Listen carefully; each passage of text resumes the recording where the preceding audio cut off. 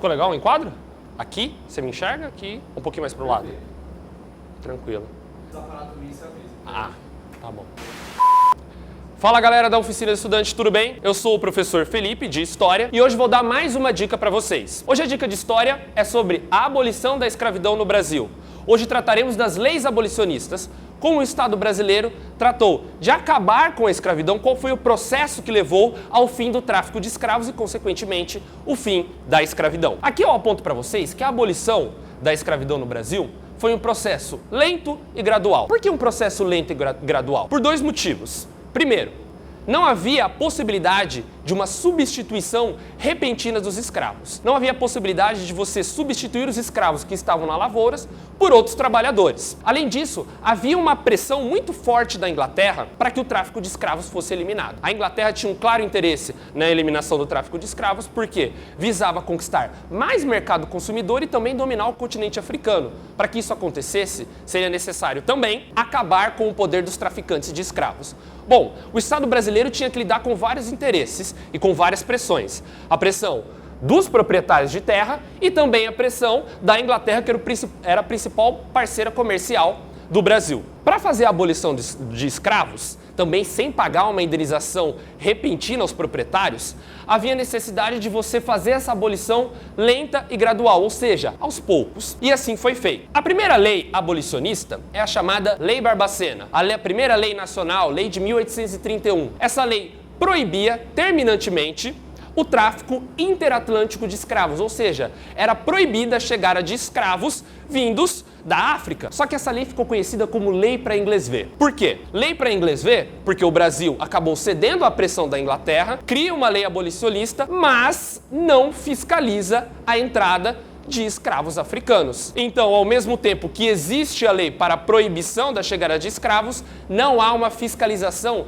efetiva do Estado brasileiro para que isso efetivamente fosse proibido. No entanto, a pressão inglesa não cessou, ela continuou e aumentou. Assim, temos a lei de 1845, a chamada Lei Bill Aberdeen. A Lei Bill Aberdeen foi uma lei criada na Inglaterra, mas que tinha repercussão aqui no Brasil. Que lei era essa? Essa lei permitia que a Inglaterra interceptasse navios que transportassem escravos no oceano. Era um poder de vigilância que a Inglaterra tinha sobre todo o mundo, principalmente sobre o Brasil. Todos os navios que contivessem escravos poderiam ser apreendidos pela Inglaterra.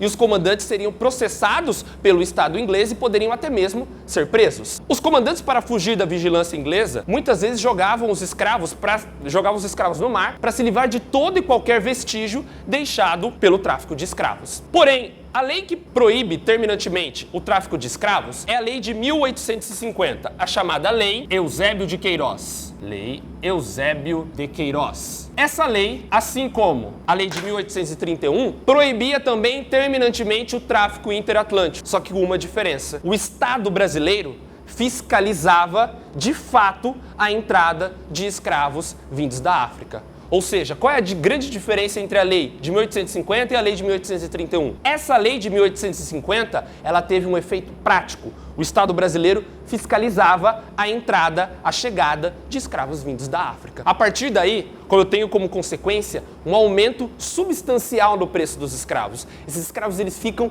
muito caros. Além disso, eu tenho outra consequência, que é o aumento do tráfico interno, principalmente escravos vindos do Nordeste em direção ao Centro-Sul. Outra lei que contribui para essa abolição lenta e gradual é a Lei de 1871, a conhecida Lei do Ventre Livre. A Lei do Ventre Livre era uma lei que contribuiu bastante também para a abolição da escravidão. O que consistia a Lei do Ventre Livre? A Lei do Ventre Livre previa que os filhos das escravas nascidas a partir dessa data estariam automaticamente livres. Porém, essa lei tinha algumas disposições. Que disposições eram essas? Se a criança fosse entregue pelo proprietário ao Estado, ele ganharia como contrapartida uma indenização. Havia outra opção também. Esse pequeno escravo poderia trabalhar dos 7 aos 21 anos para compensar o sustento dado pelo proprietário durante esse período. Bom, é importante ressaltar isso porque a criança trabalhava dos 7 aos 21 anos, idade em que ela estava mais produtiva.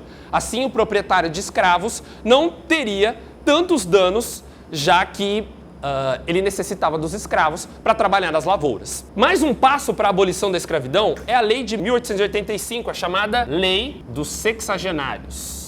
A lei dos sexagenários previa automaticamente a liberação de escravos com mais de 65 anos. Essa lei ela é bastante importante, porém, o caráter dela também não é muito efetivo, já que a expectativa de vida de um escravo era de apenas 40 anos. Pouquíssimos escravos chegavam até os 65 anos, e os que chegavam não tinham forças para encontrar um novo emprego e para refazer a sua vida. A lei definitiva que vai abolir a escravidão é a chamada, famosa Lei Áurea.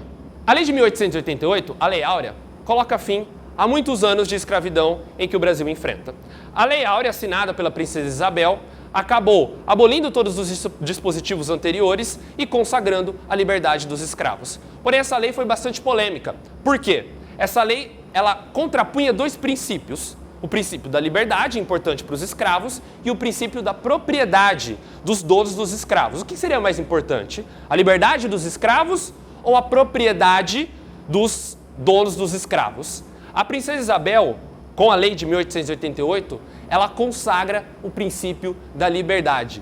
Não há o pagamento de indenização para os proprietários de escravos. Isso faz com que, principalmente, os proprietários de escravos do Vale do Paraíba retirem o apoio dado à monarquia brasileira, que acaba chegando ao seu fim no ano seguinte, em 1889. Então há uma clara relação entre o fim da escravidão aqui em 1888 e o fim também da monarquia brasileira em 1889. Tudo bem? Essa foi mais uma dica de história. Se inscrevam no canal, curtam, comentem. Vai ser bem legal. Eu espero o comentário de vocês. Um abraço e até mais. Essa lei... Desculpa, vamos lá. Não é proibia. Que navios que